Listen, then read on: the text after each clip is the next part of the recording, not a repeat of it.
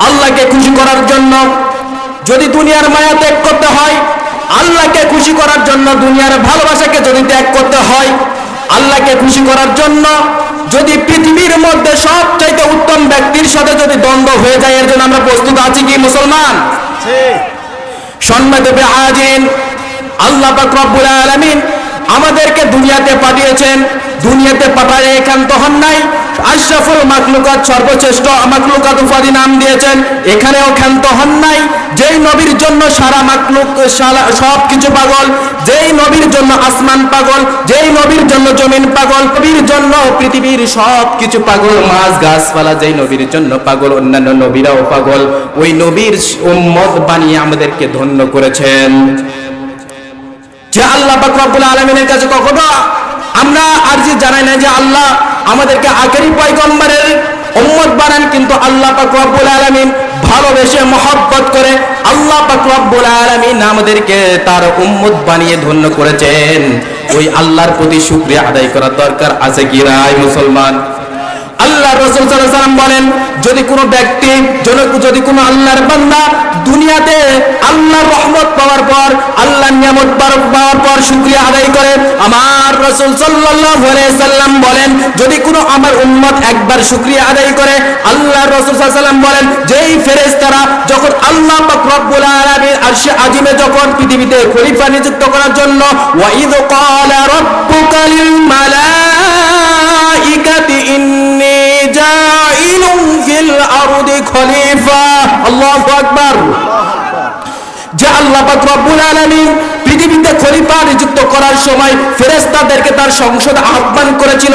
ওই ফেরেশতারা বলেছিল যে আল্লাহ আপনি পৃথিবীতে আর খলিফা নিযুক্ত করেন না, কারণ হলো এর আগে আপনি জিন জাতি পাঠিয়েছিলেন, দেখেছিলেন তারা মারামারি, হানাহানি, খুনাখুনি, সন্ত্রাসী বিবাদে লিপ্ত ছিল। আল্লাহ পাক রব্বুল আলামিনের কাছে আজ জানাই যে ফেরেশতারা একসময় আমাদের বিরোধিতা আচরণ করেছিল যে আল্লাহ আপনি কখনোই আর পৃথিবীতে কোনো খলিফা নিযুক্ত করেন না, কারণ পৃথিবীতে যাওয়ার পর তারা মারামারি, হানাহানি, খুনাখুনিতে ব্যস্ত থাকবে, আপনার ইবাদত করবেন না, আপনার ইবাদত করার জন্য আমরাই রয়েছি। কিন্তু আল্লাহ পাক রব্বুল আলামিন বলেন, ক্বালা লা তা'লামু মা লা তা'লামুন, আল্লাহ পাক রব্বুল আলামিন বলেন যে আমি যা জানি তোমরা তা জানো না। আল্লাহ যা জানেন ফেরেশতারা তা জানে, ফেরেশতারা যা জানে আমরা জানি, কখনোই সম্ভব নয়। সম্মানিত প্রিয় হাজিরিন, এই বিষয়ে একটি কথা মনে হয়ে গেল যে আমরা বিশেষ করে কিছু হুজুর যদি কোনো একটা অপরাধ করে ফেলে তাহলে বলে থাকি যে এই হুজুর জানে তারপর মানলো না, এই জন্য আর বেশি পাপ হবে, বলি কি বলি না? বলি তো। সম্মানিত প্রিয় হাজিরিন, আল্লাহর রাসূল সাল্লাল্লাহু আলাইহি ওয়াসাল্লাম বলেন, তালাবুল ইলমি ফারিদাতুন আলা কুল্লি মুসলিম, প্রত্যেক মুসলমান নারীর জন্য আল্লাহর বিধানের জ্ঞান অর্জন করা ফরজ। আল্লাহর রাসূল সাল্লাল্লাহু আলাইহি ওয়াসাল্লাম বলেছেন যে প্রত্যেক মুসলমান নারীর জন্য জ্ঞান আদায় করা, আল্লাহর হুকুম মানা, আল্লাহর কোরআন জানা, আল্লাহর কোরআনের জ্ঞান অর্জন করা ফরজ। সম্মানিত প্রিয় হাজিরিন, একবার চিন্তা করে দেখেন, আল্লাহ রাসূল সাল্লাল্লাহু আলাইহি ওয়াসাল্লাম বলেছেন জ্ঞান অর্জন করা ফরজ, এরপর আল্লাহ পাক রব্বুল আলামিন বলেছেন মানা ফরজ, তাহলে দুটাই কি ফরজ? দুটাই কি ফরজ? যে একটা ফরজ আদায় করলো তাহলে একটা থেকে সে মাপ পাবে কি পাবে না? পাবে। যদি আপনার শরীরে দুইটা রোগ হয়, একটা ক্যান্সার হয়েছে আর একটা হলো আপনার কিডনি নষ্ট হয়ে গেছে, একটা কথার কথা, এখন অপারেশন করে আপনার ক্যান্সার, অপারেশন করে আপনার কিডনিটা ফেলে দেওয়া হয়েছে বা কিডনিটা নতুন ভাবে করা হয়েছে, ঠিক করা হয়েছে। যদি কিডনিটা ঠিক হয়ে যায় তাহলে সেখান থেকে আপনি মুক্তি পাবেন কি পাবেন না? মুক্তি পেয়ে যাবেন। ঠিক অনুরূপ ভাবে কেউ যদি আল্লাহর বিধান জ্ঞান অর্জন করে সে সেটা থেকে মাপ পেয়ে গেল, কিন্তু সেটা মানলো না, এজন্য তার গুনাহ হবে, এজন্য তাকে আল্লাহর কাছে জবাবদিহি করতে হবে, কিন্তু জানার জন্য তাকে আর জবাবদিহি করতে হবে না। সম্মানিত প্রিয় হাজিরিন, আল্লাহ পাক রব্বুল আলামিন বলেন যে আমি যা জানি তোমরা তা জানো না। আল্লাহ রাসূল সাল্লাল্লাহু আলাইহি ওয়াসাল্লাম বলেন ওই ফেরেশতারা যারা আমাদের বিরুদ্ধে আচরণ করেছিল, আল্লাহর শুকরিয়া আদায় যখনই কোনো বান্দার মুখ থেকে উচ্চারণ হয়ে যায়, ওই শুকরিয়াটা উচ্চারণ হওয়ার সঙ্গে সঙ্গে আল্লাহর আসমানে যত ফেরেশতা রয়েছে, জমিনে যত ফেরেশতা রয়েছে, জমিনে যত গাছপালা রয়েছে, জমিনে যত পশু পাখি রয়েছে, এক কথায় যত মাখলুকাত রয়েছে, সব মাখলুকাত গুলো আল্লাহর কাছে শুকরিয়া আদায় করে, ও আল্লাহ আপনার ওই বান্দাটা আপনার শুকরিয়া আদায় করেছে, আপনার ওই বান্দাকে মাফ করে দেন, তার জীবনের সকল গুনাহগুলো মাফ করে দেন, তাকে সামনের পথে ইহদিনাস সিরাতাল মুস্তাকিমের পথিক বানাইয়া দেন। জোরে বলুন সুবহানাল্লাহ। তাহলে আমাদের শুকরিয়া আদায় করার দরকার আছে কি নাই? সম্মানিত প্রিয় হাজিরিন, আজকে আমাদের শুকরিয়া আদায় নাই। আমরা কাজ কর্মের আগে বিসমিল্লাহ বলতে জানি না, আমরা খাওয়ার আগে বিসমিল্লাহ বলতে জানি না, আমরা দুনিয়াতে চলতে ফিরতে টয়লেটে ঢোকার দোয়া জানি না, আমরা দুনিয়ায় চলতে ফিরতে এমনকি আমরা যারা বিবাহিত রয়েছে স্ত্রীর কাছে যাবো সে দোয়াও জানি না, ঠিক কিনা? এই জন্য আমাদের সমাজের অসংখ্য অসংখ্য ছেলে পেলেগুলো আজকে বিকলাঙ্গ হচ্ছে, বাবা মার কথা শুনে না। কারণ আল্লাহর রাসূল সাল্লাল্লাহু আলাইহি ওয়াসাল্লাম যেখানে বলেছেন, আল্লাহর রাসূল সাল্লাল্লাহু আলাইহি ওয়াসাল্লাম যেখানে বলেছেন, এক কথা ইসলামে যেটা প্লাস রয়েছে, যেটা মানতে বলেছে সেটা মানতে হবে, যেটা মাইনাস করতে বলেছে সেটা মাইনাস করতে হবে। সম্মানিত প্রিয় হাজিরিন, আল্লাহর রাসূল সাল্লাল্লাহু আলাইহি ওয়াসাল্লাম বলেন, যখনই শুকরিয়া আদায় করে তখনই আল্লাহ পাক রব্বুল আলামিনের ফেরেশতা সবকিছু মাখলুকাতগুলো ওই বান্দার জন্য দোয়া করে, ও আল্লাহ আপনার ওই বান্দাদেরকে maaf করে দেন, আপনার ওই বান্দাগুলো আপনার পথ অন্বেষণ করতে চায়, আপনাকে বড্ড ভালোবাসে, আপনার ওই বান্দার যত গুনাহ রয়েছে সব গুনাহগুলো maaf করে দেন। সম্মানিত প্রিয় হাজিরিন, এই সবগুলো যখন মাখলুকাত আল্লাহর ফেরেশতারা যখন একসঙ্গে যখন আল্লাহর কাছে আল্লাহর কাছে আরজি জানায়, হাদিসে পাওয়া যায় আল্লাহর রাসূল সাল্লাল্লাহু আলাইহি ওয়াসাল্লাম বলেন, ওই মুহূর্তে আল্লাহর যে আরশে আজিম রয়েছে ওই আরশে আজিমটা কম্পন তৈরি হয়ে যায়, থরথর করে কম্পন তৈরি হয়ে যায়, আর আল্লাহ পাক রব্বুল আলামিন সবাইকে ডাক দিয়ে বলেন, এ দুনিয়ার মাখলুকাত, এ আসমানের ফেরেশতা, জমিনের ফেরেশতা, তোমরা সাক্ষী থাকো যে তোমাদের কারণে আজকে আমি ওই বান্দার জীবনের সব গুনাহগুলো maaf করে দিলাম। সুবহানাল্লাহ। সম্মানিত প্রিয় হাজিরিন, যদি যে আল্লাহ পাক রব্বুল আলামিনের শুকরিয়া আদায় করি আর ওই আল্লাহ পাক রব্বুল আলামিন যদি আমাদেরকে maaf করে দেন, তাহলে এর চাইতে বড় নিয়ামত আর কি হতে পারে? আপনি দুনিয়াতে যত কাজ করেন না কেন, দুনিয়াতে যত কিছু করেন না কেন, চলতে ফিরতে অনেক সময় নিজের অজান্তে অনেক গুনাহ হয়ে যায়, কিন্তু আল্লাহ রাসূল সাল্লাল্লাহু আলাইহি ওয়াসাল্লাম বলেন সব গুনাহ maaf করে দেন, কিন্তু সত্য হলো শিরকের গুনাহ maaf হবে না। সম্মানিত প্রিয় হাজিরিন, যেই কথাটি বলতেছিলাম, আজকে আমরা কাজের শুরুতে বিসমিল্লাহ বলতে জানি না, আজকে আমরা টয়লেটে ঢোকার দোয়া জানি না, আজকে আমরা মসজিদে কোন পা দিয়ে ঢুকতে হয় জানি না, মসজিদে ঢুকতে কি দোয়া বলতে হয়, মসজিদ থেকে বের হতে কি দোয়া বলতে হয় আমরা জানি না।